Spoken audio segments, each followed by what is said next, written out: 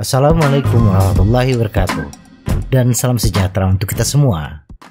Bagi setiap pesepeda, apakah ia pesepeda berpengalaman ataukah baru saja memulai bersepeda, kita mungkin pernah menghadapi ketakutan, kekhawatiran, atau kecemasan dalam beberapa hal.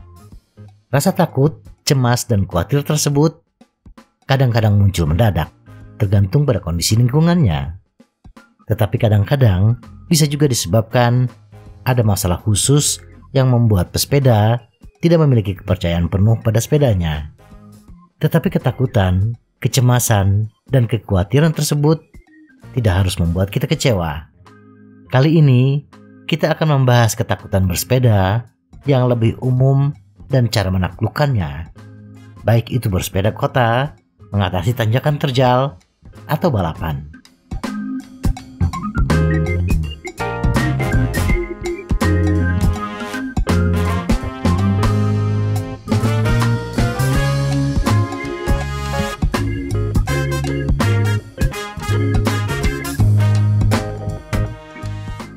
Satu, takut salah. Bersepeda bisa sedikit mengintimidasi, terutama bagi pendatang baru. Ketakutan untuk melakukan kesalahan adalah tipikal bagi setiap pemula, dan bahkan tidak eksklusif untuk bersepeda. Adalah hal yang lumrah kita merasa cemas atau takut bila berhadapan dengan hal yang baru. Dalam hal bersepeda, bayang-bayang cedera atau peristiwa pesepeda terkena serangan jantung ketika bersepeda selalu menghantui pesepeda baru. Untungnya, kita dapat mengurangi atau menghilangkan sebagian besar risiko serius yang menyertai bersepeda. Dengan melatih kemampuan kita dan mengetahui apa yang kita lakukan dengan sepeda, kita dapat menghindari sebagian besar potensi bahaya yang ditimbulkan dalam aktivitas bersepeda kita. Seperti kata pepatah, latihan membuat kita menjadi sempurna, dan bersepeda tidak terkecuali. Di luar itu, kita bahkan tidak perlu mengincar kesempurnaan. Hanya dengan meluangkan waktu dan upaya untuk mengasah keterampilan kita dan mendapatkan pengalaman akan sangat membantu untuk mengurangi semua jenis ketakutan, keraguan, dan ketidakamanan. Atau dalam pepatah Sunda, cikaracak ninggang batu, laun-laun jadi legok. Air menetes di batu, lama-lama batu pun akan menjadi cekung.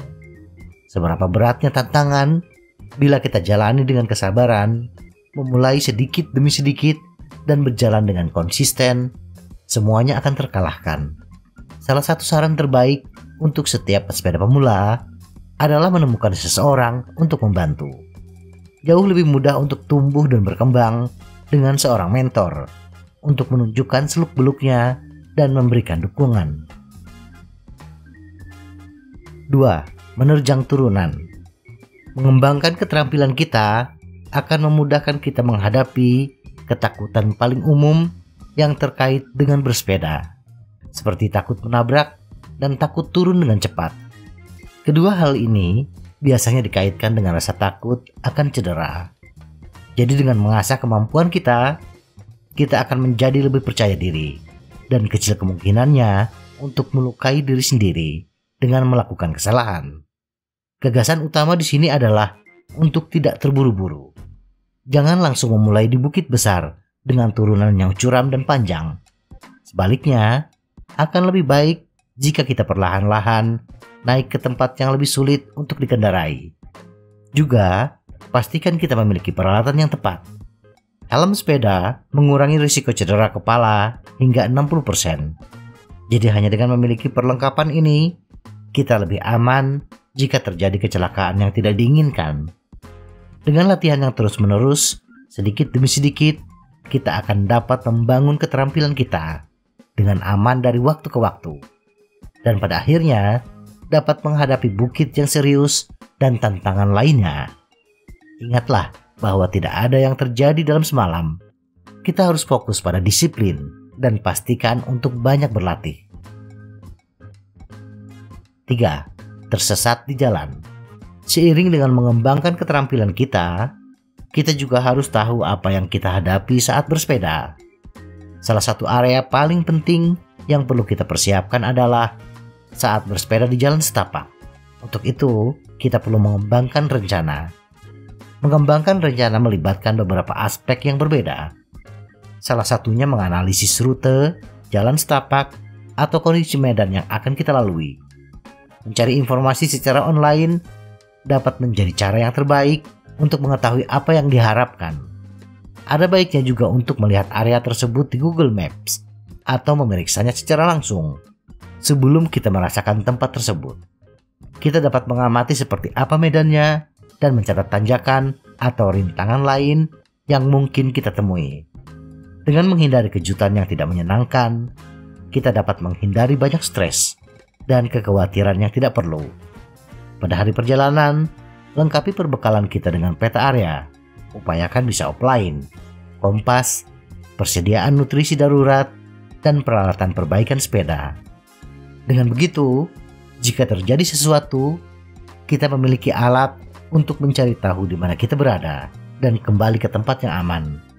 Selain itu, jangan pernah melakukan perjalanan tanpa memberitahu orang-orang terdekat kita tentang rencana perjalanan kita. Kita perlu memberitahu mereka tentang di mana kita akan berada dan kapan. Dalam skenario terburuk, mereka bisa memperkirakan tentang kemana kita akan bersepeda. Dengan mengembangkan rencana matang dan melakukan persiapan yang diperlukan, kita akan lebih nyaman bersepeda jarak jauh dan merasa yakin di mana kita berada. Kita akan memiliki kesempatan yang lebih baik untuk mencapai tujuan jangka pendek dan jangka panjang kita. 4. Bersepeda di lalu lintas. Kebutuhan setiap orang akan berbeda di sini. Misalnya, bersepeda kota di banyak tempat menjadi lebih aman berkat adanya jalur sepeda di kota-kota tertentu. Namun, tidak semua pengguna jalan berhati-hati dengan pesepeda. Sebagai pesepeda, kita bertanggung jawab untuk mengetahui cara menggunakan isyarat tangan yang benar di lalu lintas. Selain itu, kita hanya perlu melatih kesadaran. Keselamatan juga harus menjadi prioritas utama kita. Jadi pastikan sepeda dan helmnya berkualitas tinggi. Selain itu, pikirkan lampu dan reflektor jika kita bersepeda di malam hari atau dini hari. 5. Tidak mencapai tujuan tertentu. Beberapa pesepeda mulai bersepeda untuk tujuan tertentu, seperti penurunan berat badan. Bagi mereka yang bergumul dengan rasa takut akan kegagalan, perasaan tidak mampu, atau kesulitan untuk tetap termotivasi, mengambil langkah demi langkah sudah cukup untuk mencapai potensi penuh kita. Memiliki tujuan jangka panjang bisa menjadi cara yang bagus untuk tetap termotivasi dan juga memungkinkan kita melacak kemajuan kita lebih dekat. Munculkan beberapa pencapaian yang ingin kita capai dan kapan. Dari sana, rencanakan mundur secara metodis, sehingga kita dapat menguraikan langkah-langkah untuk mencapai tujuan akhir kita. Desain mundur adalah cara terbaik untuk mendorong diri sendiri, karena memberikan langkah nyata untuk mencapai pencapaian kita. Selain tujuan bersepeda, desain mundur juga bisa sangat membantu untuk mengembangkan rencana dan tujuan jangka panjang.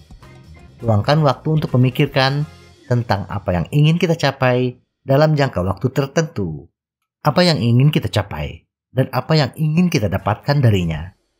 Jika kita ingin mencoba bersepeda untuk menurunkan berat badan misalnya, pikirkan metode lain apa yang diperlukan untuk mencapai tujuan kesehatan kita. Kita mungkin melihat rencana nutrisi kita, aktivitas kebugaran lainnya, dan lain-lain. 6. Kehabisan tenaga. Beberapa dari kita kompetitif, dan begitu kita mulai, kita ingin menjadi yang terbaik. Tetapi untuk beberapa pesepeda, motivasi itu juga dapat datang dengan rasa takut yang alami tentang kehabisan tenaga pada saat yang tepat. Sebagian besar pelatihan praktis berfokus pada kecepatan, tetapi permasalahan akan datang dari memulai terlalu cepat atau terlalu keras di tanjakan. Dibutuhkan disiplin dan beberapa persiapan, tetapi menentukan kecepatan kita yang benar sangat penting. untuk menghasilkan kinerja yang solid. Hal terakhir yang ingin kita hindari adalah kelelahan di tanjakan curam, atau bahkan sebelum kita mendekati titik akhir. 7. Juru kunci. Jika kita berlatih untuk balapan, kita ada di dalamnya untuk memenangkannya. Melakukannya membutuhkan pelatihan yang tepat. Dapatkan gambaran seperti apa kondisi tersebut dan sesuaikan latihan kita agar sesuai dengan kondisi yang akan kita hadapi. Di set pra-perlombaan ini akan menentukan apakah kita perlu fokus pada jalur lurus, jarak, tanjakan, dan tantangan lainnya. Juga, atur diri kita dengan peralatan yang tepat. Ini akan memberi kita lebih percaya diri dan pengalaman yang lebih menyenangkan. Untuk beberapa pesepeda, faktor-faktor ini dapat membantu mengatasi ketakutan atau keraguan apapun. Terakhir, seperti tips sebelumnya, pastikan kita memiliki tujuan spesifik, ketahui kapan kita ingin mencapainya, dan rencanakan cara mencapai tujuan tersebut dengan langkah-langkah yang lebih kecil dan dapat ditindaklanjuti. Baik itu menyelesaikan pendakian menanjak dalam jangka waktu tertentu atau menempuh jarak tertentu dalam jangka waktu tertentu. Kita dapat melakukannya. Dan kita bahkan mungkin keluar lebih dulu dari yang lain. Kesimpulan, kita semua memiliki keraguan, ketakutan, dan kekhawatiran. Tetapi mengatasinya akan membawa kebahagiaan dan kepuasan jangka panjang. Memang ada beberapa tantangan yang menyertai bersepeda, tetapi menaklukkannya tidak harus menjadi hal yang sulit. Menaklukkan rasa takut kita sendiri merupakan pencapaian yang luar biasa dan membuat bersepeda menjadi pengalaman yang menyenangkan dan bermanfaat. Dengan tips ini, kita bisa mengalahkan segala macam ketakutan bersepeda. Apakah kita seorang pemula yang mencoba mencapai penurunan berat badan atau pelatihan profesional untuk acara besar, kita dapat mencapai tujuan apapun yang kita pikirkan.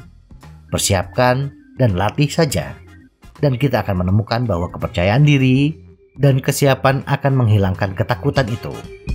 Semoga informasi ini bermanfaat. Tetap sehat. Salam goes.